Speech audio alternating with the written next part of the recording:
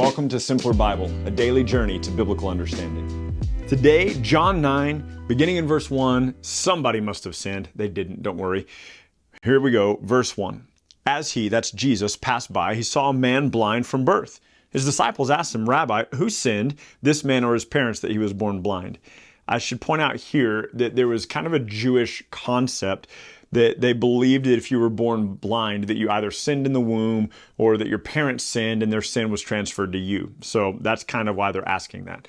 Jesus answered, it was not that this man sinned or that his parents sinned, but that the works of God could be displayed in him. Hang on to that. We'll come back to that in a couple of days.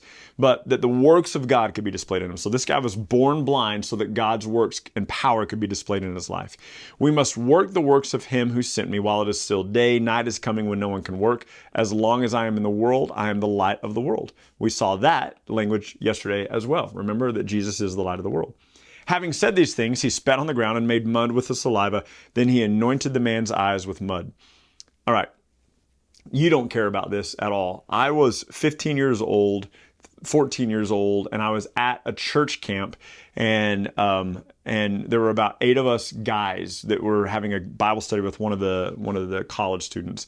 And he had these little styrofoam coffee cups, these little maybe 6-8 ounce coffee cups with dirt in it. And he asked us to spit into the dirt and make a ball of mud.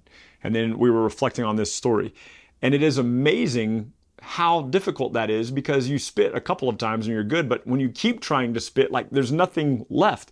And it turns out that it's just about enough mud to put on a couple of eyes. And so it was interesting. And one of the things that I remember from that, from being 14, 15 years old, over 30 years ago, nearly 35 years ago, is he said, now look at your hands, look at your fingernails. And he goes, and I want you to think about the God of all glory, the God of creation, Jesus himself coming down to the earth, spitting into the dirt, making the mud, and then applying it to this guy's eyes. He goes, I just want you to think about our God being that intimately acquainted with us.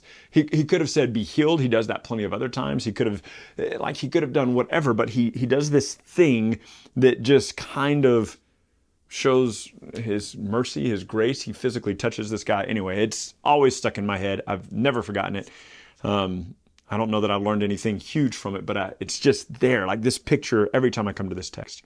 So he spits on the ground, he makes mud, anoints the man's eyes, and he says, go and wash in the pool of Siloam, which means sent. So he went and washed and came back seeing. The neighbors and those who had seen him before as a beggar were saying, is this not the man who used to sit and beg? Some said, it's him. Others said, no, he just looks like him. But he kept saying, I'm the man. And I think, what an incredibly funny situation. He comes back seeing, and he's excited that he's seeing. And people are like, wait, is this the guy that used to sit blind and beg? And some people are, no, it just looks like him. He's like, no, it's really me, guys. It's me. I can see now. So they said to him, then how were your eyes opened? And he said, the man, I want you to pay attention to this, the man called Jesus made mud and anointed my eyes and said to me, go to Siloam and wash. So I went and washed and received my sight. They said to him, where is he? He said, I don't know. Because remember, he was blind when he left Jesus. He's like, I don't know where he was.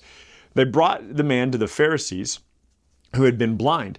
Now it was the Sabbath day when Jesus made mud and opened his eyes. So the Pharisees again asked him how he had received his sight. And he said to them, he put mud on my eyes and I washed and now I see.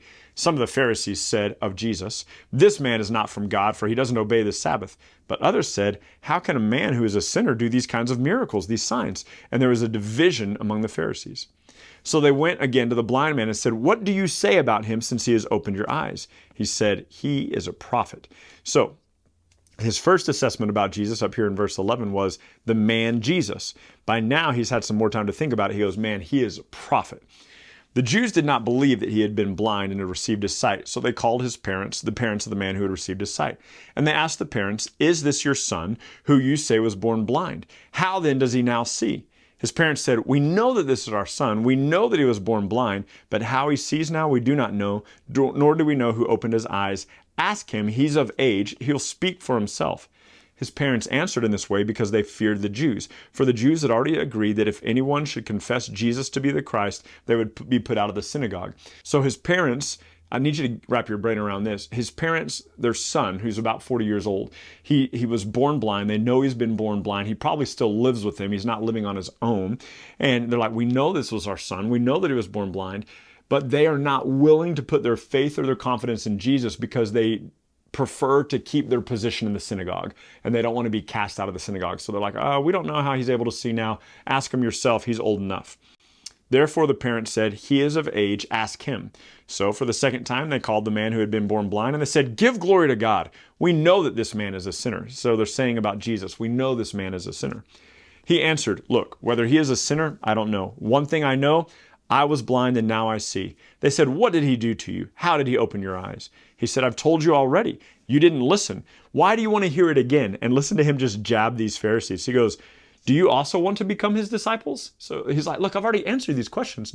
Why are you asking me again? Do you want to become his disciples? And that ticks him off. And they reviled him, saying, you are his disciple. We're disciples of Moses. In John 1:17, it says that through Moses came the law, but through Christ came redemption and grace. For we know that God has spoken to Moses, but as far as this man, we don't even know where he comes from. Remember what we saw yesterday? He goes, you don't know where I come from. I'm from above. You're from below. I'm from the Father. You're from the devil. So like, they don't know him. They don't get it. These Pharisees at least don't. The man answered him, why, this is an amazing thing. You don't know where he comes from? And he opened my eyes? We know that God does not listen to sinners. But if anyone is a worshiper of God and does the will of God, God will listen to him. Never since the world began has it been heard of anyone opening the eyes of a man born blind. He goes, no one can do this. And you might remember from Matthew and Mark and Luke, we saw that the crowds were going, no one has done what this guy can do. No one speaks to the spirits like this guy does. No one preaches with authority like this guy does. So everybody's beginning to notice that there is something different about Jesus.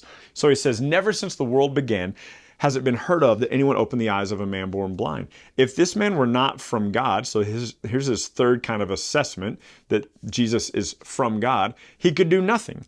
They answered him, you were born in utter sin and you want to teach us? So they cast him out.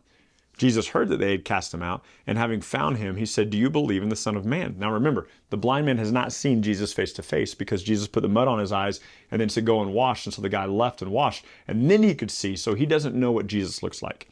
He says, do you believe in the Son of Man? And he answered, who is he, sir, that I might believe in him? Jesus said, you have seen him, and it is the one who is speaking to you. And he said, Lord, I believe. So this is his fourth assessment of Jesus. So when we come back up here to verse 11, the man called Jesus, verse 17, he is a prophet. Verse 33, he came from God. And by verse 38, he's calling him Lord. He says, Lord, I believe. And he worshiped him. And Jesus said, for judgment I came into this world, that those who do not see may see, and that those who see or think they see may become blind. Some of the Pharisees nearby heard these things, and they said, are we also blind? Jesus said to them, if you were blind, you wouldn't be guilty. But now that you say we see, your guilt remains. So in other words, check this out. If you have no understanding of who Christ is, if you're blind, and then God opens your spiritual eyes to see who Jesus is, then now you're seeing. The Pharisees, on the other hand, are saying, we see. And yet they don't. They're missing it. They want to put Jesus to death. And so he says, if you were really blind, you wouldn't be guilty because you wouldn't be able to understand who I am. But you're declaring, oh, I get it. I understand everything. I know all things. And you're denying Christ. So your guilt remains. And it's just a really cool story. I love the progression of this man and how he assesses who Christ is through these things. I'll tell you, that was probably about 12 years ago that I heard a preacher here in town, in Angelo, say that and preach through John 9 and point out kind of the progression of the blind guy's assessment of Jesus. And I always thought that was really, really cool. So tomorrow we're going to be in another one of my favorite texts, John chapter 10. We have a lot to unpack tomorrow. I thought I'd give you a little bit of a break today since yesterday was so long, but join us for John 10. Be sure you read ahead. And if you have time, read Ezekiel 34 as well, because we're going to dip back into Ezekiel 34. Have a great day, and we'll see you next time. Thank you so much for journeying with us today at Simpler Bible. Together, you and I have looked at another passage of Scripture and come to know the Bible a little bit better and enjoy God more fully. This video, along with all of our videos, can be found at simplerbible.com, where you can enjoy our Through the Bible in a Year course.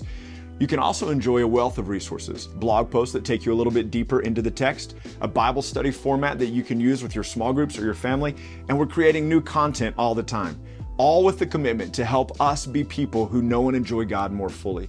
Thank you so much for being part of it, and we can't wait to see you next time.